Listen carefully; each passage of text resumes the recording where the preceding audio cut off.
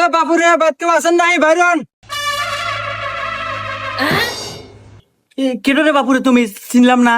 Uncle, আপনি তো মুরব্বী মানুষ, আপনি আমাকে চিনবেন না। আমি একটা প্রাইভেট কোম্পানি থেকে আসছিলাম। হ্যাঁ, কোম্পানি? এ গাদা সোহেল, এ তারপরে একটা চেয়ার নে, এ দেখ কোম্পানির লোক আছে, বসবে দে। এ যা বসিয়া দিতে বসবে দে। স্যার বসেন। এ গাদা, এই তো দেহে মনে হইতেছে বাপ সবচেয়ে সরকারি অনেক বড় অফিসার। শোন, আমাকে মনে হয় কোন অনুদান দিয়ে বেড়াচ্ছে, কথাবার্তা এইভাবেই অনেক হাপা এবারে কথা কই। আচ্ছা আচ্ছা। আচ্ছা আঙ্কেল, আপনার বাসায় ফ্যামিলি মেম্বার কয়জন?